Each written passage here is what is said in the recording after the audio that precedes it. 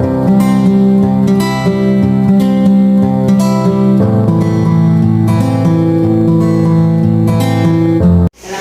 warahmatullahi wabarakatuh.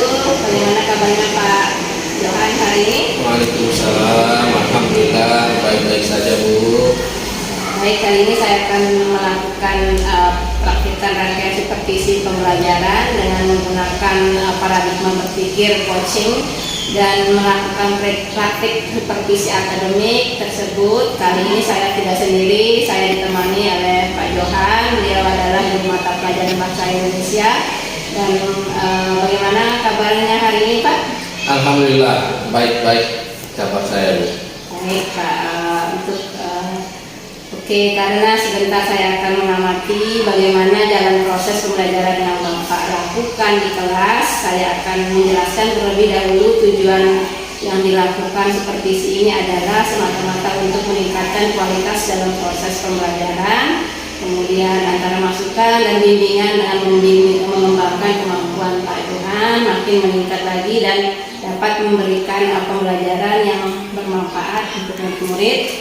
Kemudian namun pertama-tama kali ini akan melakukan percakapan praobservasi ya Pak ya, terlebih dahulu sebagaimana untuk persiapan agar Bapak Johan lebih siap dalam lebih percaya diri belajar mengajar di kelas. Saya akan menanyakan beberapa hal yang kegiatan terkait dengan kegiatan supervisi kita hari ini. Pertama materi yang akan Bapak ajarkan itu sebentar apa Pak? Jadi materi untuk pertemuan hari ini itu saya akan menyampaikan tentang teks laporan percobaan. Baik Pak, jadi materinya sebentar sudah masuk pada teks laporan percobaan. Betul. Bagaimana dengan tujuan pembelajaran yang ingin dicapai? Ya baik, jadi tujuan yang ingin dicapai untuk peserta didik pada pertemuan kali ini itu adalah bahwa melalui kegiatan tersebut peserta didik dapat memahami apa itu laporan percobaan, baik itu dari memahami ciri-ciri teks laporan percobaan, struktur dan pembahasan teks laporan percobaan. Baik Pak, dari tujuan pembelajaran Bapak yang paparkan tadi, apa yang ingin dicapai dalam tujuan pembelajaran kita? Ya, jadi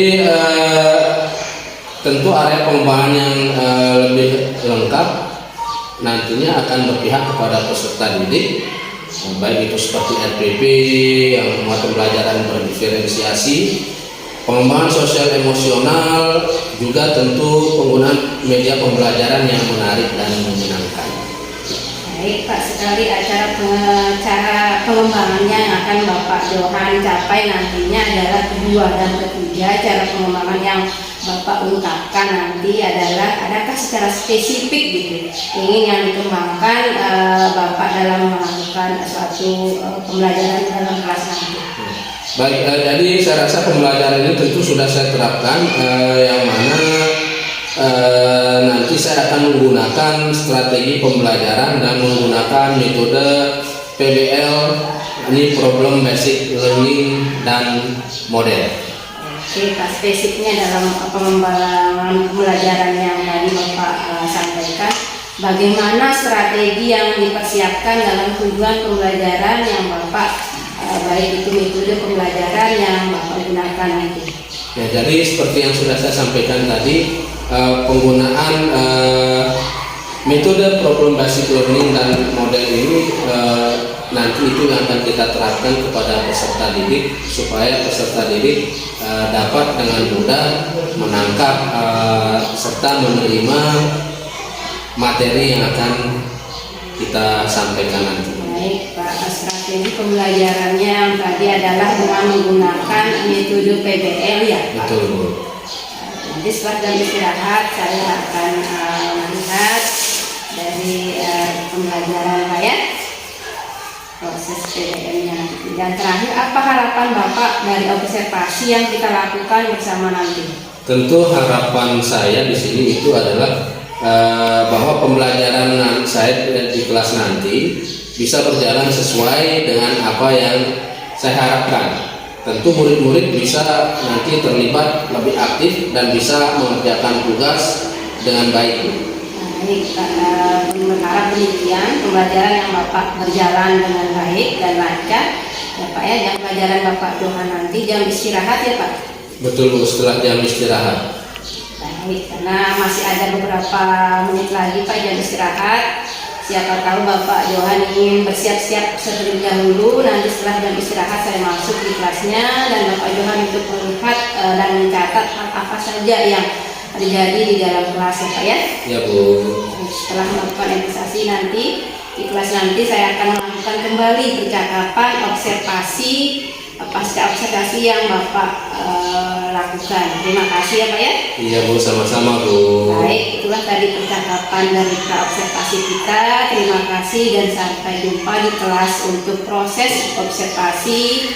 Assalamualaikum warahmatullahi wabarakatuh. Waalaikumsalam warahmatullahi wabarakatuh.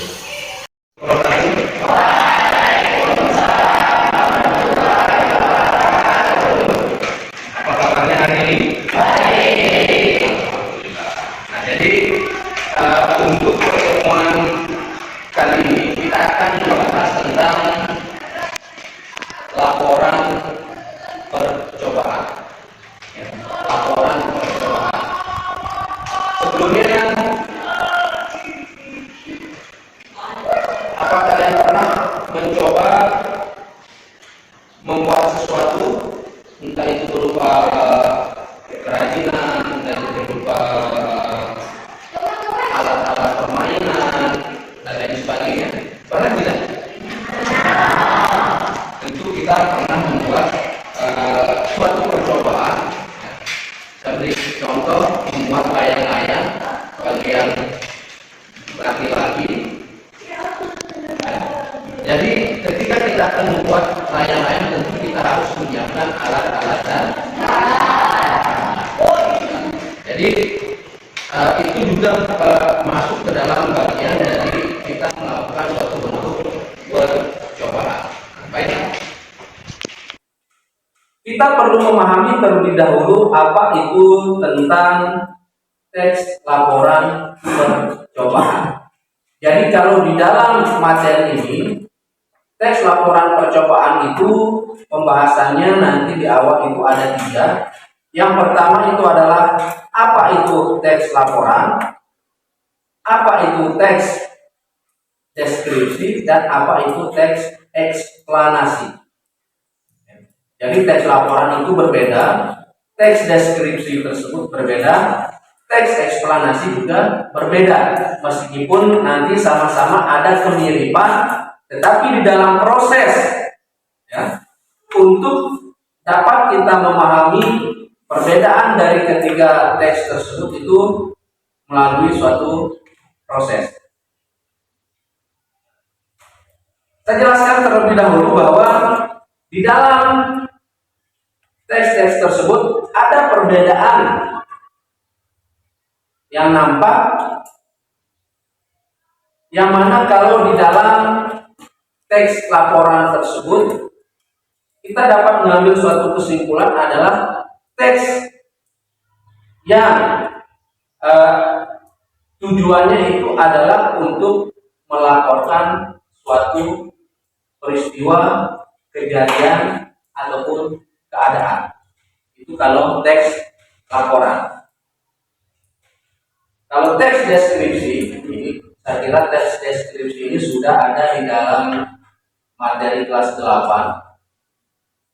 Ada yang masih ingat apa itu teks deskripsi? Mendeskripsikan. Mendeskripsikan itu berarti kita memberikan gambaran. Jadi kata kunci deskripsi tersebut adalah gambaran. Berarti teks deskripsi itu adalah teks yang menjelaskan sesuatu dengan memberikan gambaran secara rinci mengenai keadaan sesuatu tersebut. Katakanlah kita memiliki sebuah barang, misalnya HP. Kita menceritakan atau kita memberikan gambaran kepada teman kita mengenai HP yang baru saja kita beli. itu fiturnya lengkap, kemudian kamera yang digunakan itu sekian puluh megapiksel dan kecerahan dan kejernihan yang bisa diatur. Itu kita sudah memberikan gambaran mengenai kondisi HP baru yang kita beli tersebut. Paham? Paham. Kemudian yang terakhir itu adalah mengenai teks eksplanasi. Teks eksplanasi ini kata kuncinya itu adalah proses terjadinya sesuatu. Jadi teks eksplanasi ini adalah teks yang menjelaskan proses terjadinya suatu kejadian, baik yang disebabkan oleh alam atau disebabkan oleh manusia. Kita ambil contoh. Kalau teks eksplanasi yang disebabkan karena proses atau kejadian alam itu seperti apa? Ada yang bisa memberikan contoh? Ada yang bisa memberikan contoh tidak?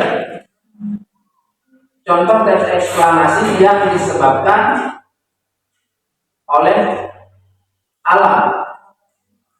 Kejadian alam, misalnya apa saja? Tsunami, gempa bumi, ya. Contohnya gempa bumi. Nah, jadi jika kita ingin membuat teks eksplanasi mengenai gempa bumi, kita harus tahu, kita harus mencari sumber apa yang menyebabkan sehingga gempa bumi tersebut terjadi.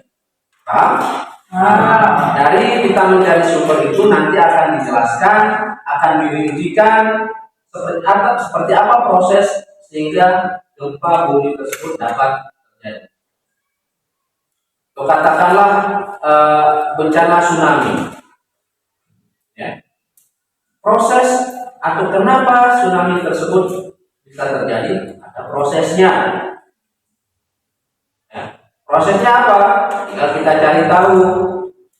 Ya, misalnya tsunami terjadi karena ada pergeseran lempeng atau kerak di dasar bumi, ya, yang mengakibatkan air laut meluap. Baik Pak, kita bertemu lagi dengan percakapan pasca observasi tadi. Bertemu lagi dengan saya Bu Wiwi, dengan Pak Johan. Assalamualaikum warahmatullahi wabarakatuh. Bagaimana Pak Johan? Waalaikumsalam warahmatullahi wabarakatuh. Ya, alhamdulillah tadi sudah berjalan sesuai dengan yang saya harapkan. Baik Pak, terima kasih. Kali ini saya akan melaksanakan ya percakapan pasca dari observasi tadi, bahwa kita ketahui sebelumnya kita sudah melaksanakan praobservasi dan pembelajaran di dalam kelas selama 5 jam pembelajaran. Ya, bagaimana perasaan Pak Johan setelah kegiatan pembelajaran yang ada di dalam kelas tadi Pak?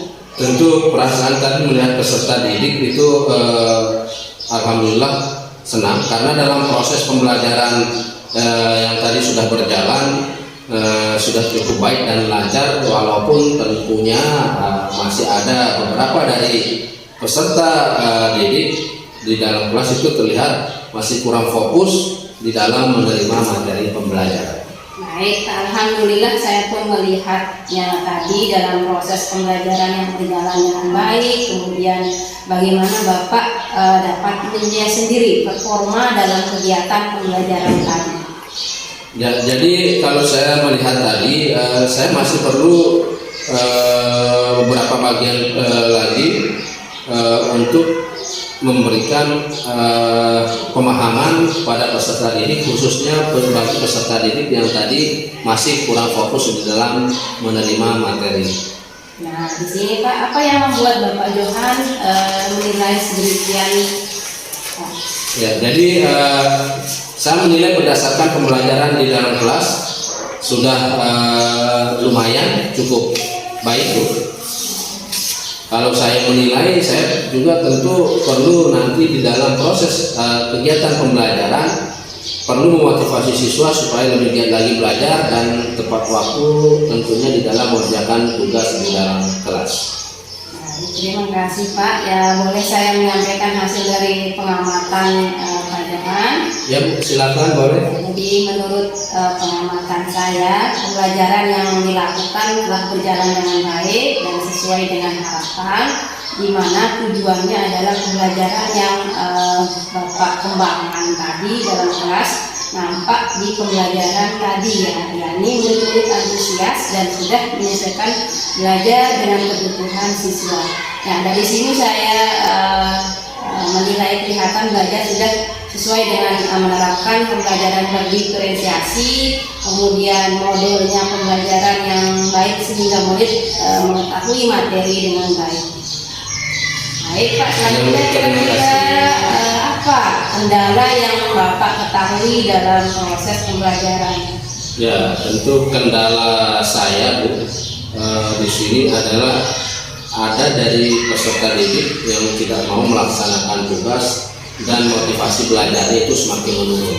Ya baik Pak, semoga apa yang Bapak terapkan dalam pembelajaran tadi, kemudian peserta didik dapat melaksanakan tugas dengan baik dan kedepannya lebih ditingkatkan lagi dengan memberikan penguatan dan motivasi yang membangun sehingga apa yang kita inginkan dalam proses belajar agar dicapai apa yang kita harapkan. Baik Pak, terima kasih Bapak sudah meluangkan waktunya dengan baik di observasi tadi. Ya, terima kasih juga Bu sudah memberikan penguatan dalam observasi kali ini. Baik Pak, sama-sama.